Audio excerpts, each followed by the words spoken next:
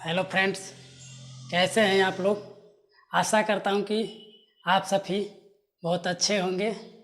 तो रोज़ के भांति आज एक टॉपिक पर बात करने वाले हैं। आज का हमारा टॉपिक है टाइम जोन। टाइम जोन से हम ये जानेंगे कि पूरे विश्व में किसी भी स्थान या किसी भी देश का समय कैसे निर्धारित किया जाता है और क्यों इसकी आवश्यकता है। तो टाइम जोन को जानने से पहले हम लोगों को देशांतर का ज्ञान होना जरूरी है। देशांतर का ज्ञान होना इसलिए जरूरी है कि टाइम जोन को समझना, देशांतर पर ही टाइम जोन निर्धारित होता है। तो चलिए देखते हैं टाइम जोन क्या होता है। तो पहले देख लेते हैं देशांतर। तो ग्लोब पर उत्तर से दक्षिण की ओर खींची गई काल्पनिक रेखा, ग्लोब पर उत्तर से दक्षिण की ओर खींची गई काल्पनिक रेखा को देशांतर रेखा कहा जाता है, जो दोनों ध्रुवों को यानी उत्तरी ध्रुव और दक्षिणी ध्रुव को मिलाती है। तो कहने का मतलब यह हुआ कि उत्तरी ध्रुव से दक्षिणी ध्रुव की ओर खींची गई काल्पनिक रेखा को देशांतर रेखा कहा जाता है। तो एक एक डिग्री के अंश पर ऐसे 360 देशांतर रेखाएं खींची गई है। तो इसमें हम लोगों को टाइम जोन की जानकारी के लिए 0 डिग्री देशांतर का अध्ययन करना है। तो देखते हैं 0 डिग्री देशांतर क्या होता है, 0 डिग्री देशांतर को क्या क्या कहा जाता है। तो एक बात और बता दें कि देशांतर को हेमोत्तर रेखाएं भी कहा जाता है। तो 0 डिग्री देशांतर को 0 डिग्री हेमोत्तर देशांतर भी कहा जाता है। और इसके साथ साथ 0 डिग्री देशांतर के नाम से भी जाना जाता है। तो उत्तर से दक्षिण की ओर खींची गई काल्पनिक रेखा को 0 डिग्री देशांतर के रूप में निर्देशित उस समय किया जाएगा जिसका अंश 0 डिग्री हो। तो चलिए देखते हैं टाइम जोन के बारे में। तो टाइम जोन 13 अक्टूबर 1884 को पूरे विश्व में 0 डिग्री देशांतर को दुनिया का मानक समय तय किया गया। 13 अक्टूबर 1884 को पूरे विश्व में दुनिया का मानक समय 0 डिग्री देशांतर को निर्धारित किया गया। तो 0 डिग्री देशांतर ब्रिटेन के ग्रीनविच वेधशाला से होकर गुजरता है। तो इसलिए इसको कभी कभी ग्रीनविच रेखा भी कह दिया जाता है। तो देशांतर के पूरब में जाने पर समय में वृद्धि होती है। कहने का मतलब यह है कि ये 0 डिग्री जो देशांतर है, इसके अगर हम ईस्ट में जाते हैं पूरब में, तो पूरब में जाने पर समय में वृद्धि होती है और पश्चिम में जाने पर समय में कमी होती है। तो पूरे विश्व में 24 टाइम जोन में बांटा गया है। पूरे विश्व को 24 टाइम जोनों में बांटा गया है। ऐसा इसलिए किया गया है कि पृथ्वी हमारी एक चक्कर अपनी धुरी पर पूरा करने में 24 घंटे का समय लेती है। यानी 1 घंटे में पृथ्वी 15 डिग्री सेल्सियस यानी 15 डिग्री अंश तक घूर्णन करती है। यानी एक अंश उसको घूमने में पृथ्वी को 4 मिनट का समय लगता है। कहने का मतलब ये हुआ पृथ्वी को एक देशांतर से दूसरे देशांतर तक घूमने में अपने अक्ष पर 4 मिनट का समय लगता है। तो देखते हैं पूरे विश्व को 24 टाइम जोनों में बांटा गया है। देशांतरीय विस्तार होने के कारण किसी देश का देशांतरीय विस्तार अधिक होने के कारण उस देश में एक से अधिक टाइम जोनों को निर्धारित किया गया है। ऐसा इसलिए किया गया है कि वहाँ के जीवन, वहाँ का यानी कार्य दिवस अच्छा से संचालित हो सके। तो देखते हैं रूस में 11 टाइम जोन है, अमेरिका में 7 टाइम जोन है, ऑस्ट्रेलिया में 3 टाइम जोन की व्यवस्था की गई है। तो 0 डिग्री देशांतर की बात करते हैं। कभी कभी ऐसे भी पूछ लिया जाता है कि ग्रीनविच रेखा या 0 डिग्री देशांतर या मानक समय रेखा किन किन स्थानों से होकर गुजरती है। तो देखते हैं 0 डिग्री देशांतर यानी ग्रीनविच रेखा ग्रीनलैंड सागर, नॉर्वेनियन सागर, ब्रिटेन, स्पेन, अल्जीरिया, फ्रांस, माले, बुर्किना फासो, घाना और दक्षिण अटलांटिक समुद्र से होकर गुजरता है। ये परीक्षाओं में पूछ लिया जाता है, अक्सर परीक्षाओं में पूछ लिया जाता है। तो एक बार और रिपीट कर लेते हैं। 0 डिग्री देशांतर ग्रीनलैंड सागर, नॉर्वे सागर, नॉर्वेनियन सागर, ब्रिटेन, स्पेन, अल्जीरिया, फ्रांस, माले, बुर्किना फासो, घाना दक्षिण अटलांटिक समुद्र से होकर गुजरता है। तो इस तरह से हमने देखा कि विश्व को 24 टाइम जोनों में बांटा गया है। अमेरिका में कुल 7 टाइम जोन है। अमेरिका में कुल 7 टाइम जोन है। रूस में कुल 11 टाइम जोन है। क्योंकि रूस का क्षेत्रफल अधिक होने के साथ साथ देशांतरीय विस्तार भी बहुत अधिक है।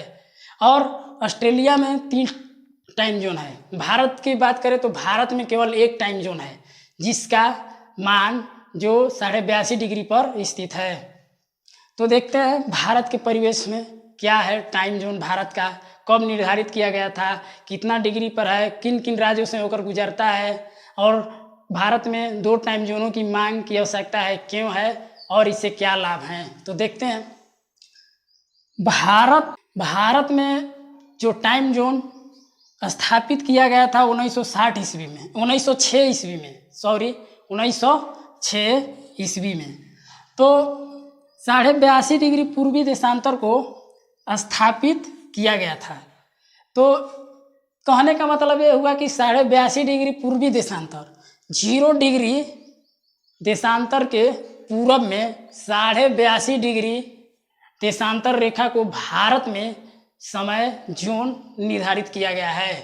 तो देखते हैं जो ग्रीन मीन टाइम से 5.5 घंटा आगे है, यानी 1 मिनट में 4 मिनट में 1 डिग्री सेल्सियस का पृथ्वी घूमता है। इससे हमको कैलकुलेट कर निकाल सकते हैं कि क्यों 5.5 घंटा आगे है, ये सब निकाला जा सकता है। तो चलिए देखते हैं 82.5 डिग्री जो देशांतर है भारत में किन किन राज्यों से होकर गुजरता है, किन किन राज्यों से टच करता है, ये अक्सर परीक्षाओं में पूछ लिया जाता है। तो देखते हैं 82.5 डिग्री पूर्वी देशांतर भारत में कुल 5 राज्यों से होकर गुजरता है। ये चीज़ ध्यान रखना है कि 82.5 डिग्री पूर्वी देशांतर जो भारत का मानक समय है वो कुल 5 राज्यों से होकर गुजरता है। ये राज्य हैं उत्तर प्रदेश, मध्य प्रदेश, छत्तीसगढ़, उड़ीसा और आंध्र प्रदेश है। तो ये भी एक मैप में इसको देख लेते हैं कि कौन कौन राज्य से कैसे होकर गुजर रहा है, कहाँ पर किस राज्य से बीच में होकर गुजर रहा है। तो चलिए देखते हैं। ये भारत का मैप है। यहाँ से एक कर्क रेखा खींचा गया है 23.5 डिग्री उत्तरी अक्षांश, और ये जो देख रहे हैं लंबवत, ये 82.5 डिग्री ईस्ट यानी पूर्वी देशांतर है। तो देखते हैं पूर्वी देशांतर 82.5 डिग्री किन किन राज्यों से होकर गुजरता है। तो ये वाला जो सेक्शन है उत्तर प्रदेश का एरिया है। उत्तर प्रदेश से होकर गुजरते हुए उसके बाद मध्य प्रदेश में टच करता है।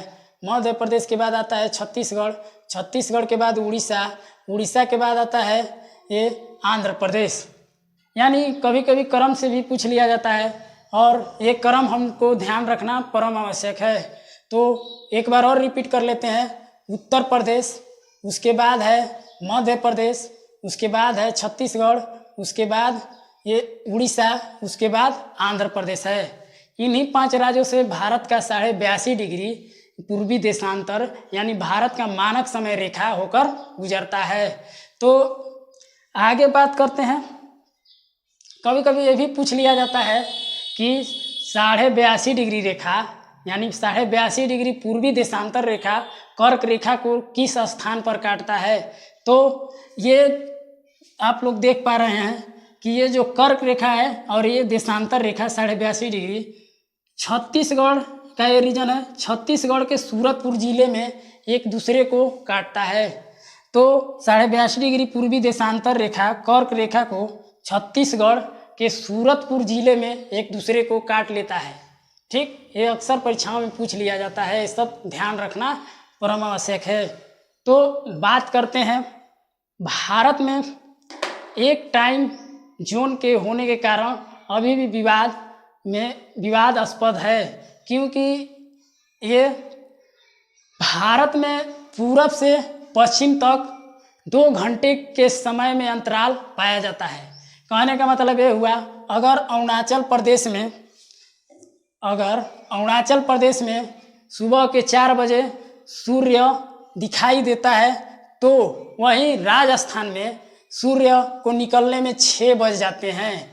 तो इससे ये होता है कि अरुणाचल प्रदेश वाले लोगों को कार्य दिवस पर किसी ऑफिशियल काम के लिए 10 बजे, यानी पूरे भारत में 10 बजे ऑफिशियल ऑफिस खुलते हैं, जिसके कारण इन लोगों को धूप का सामना करना पड़ता है। जहां सूर्य पहले निकलेगा वहां धूप की मात्रा अधिक हो जाएगी। तो क्या होता है कि यहाँ पर इन लोगों को धूप का सामना करना पड़ता है, और शाम को घर आते समय अंधेरे की सामना करना पड़ता है, या ऑफिस में काम करते वक्त लाइट यानी बिजली की आवश्यकता होती है। तो इन सभी बातों को लेकर भारत में 2 टाइम जोनों की मांग बहुत दिनों से चल रही है। इन टाइम जोनों की आवश्यकता जरूर है, लेकिन भारत में तो 2 टाइम जोन होना आवश्यक भी है, इसलिए कि स्थानीय लोगों के जीवन पर भी इस टाइम जोन से बहुत प्रभाव पड़ता है। मान लेते हैं कि यहाँ के स्कूल 9 बजे ही खुलते हैं, हम लोगों की तरफ के स्कूल 9 बजे ही खुलते हैं, और राजस्थान के तरफ या गुजरात के तरफ में भी स्कूल जितने हैं सरकारी 9 बजे खुलते हैं। तो इन लोगों के लिए तो सुबह है, इन लोगों के लिए टाइम जब बीत गया तो इन लोगों के लिए इन धूप का सामना करना पड़ता है, और घर लौटते समय अंधेरे का सामना करना पड़ता है। यहाँ के लोग धूप में यानी सुबह में निकलते हैं और दोपहर होते होते अपने काम को ख़त्म कर घर चले आते हैं। तो इससे क्या होता है कि ऊर्जा की खपत अधिक मात्रा में होती है इस क्षेत्र में, और इस क्षेत्र में बचत ज़्यादा है। लोग सुबह सुबह जगते हैं, किसी कार्य को करने के लिए उत्साहित होते हैं। टाइम बीतते बीतते यानी दिन ढलते ढलते उन लोगों का उत्साह भी कम हो जाता है, तो ये लोग अच्छे एफर्ट अपने कामों में नहीं दे पाते हैं। तो इसलिए यहाँ पर भारत में 2 टाइम जोन होने की आवश्यकता है, और यह मांग बड़ी दिनों से चल रही है। तो आज का ये हमारा टाइम जोन से आधारित वीडियो कैसा लगा, कमेंट सेक्शन में प्रतिक्रिया देकर ज़रूर बताइएगा, और हमारे वीडियो को लाइक, कमेंट और शेयर ज़रूर कीजिएगा। Thank you.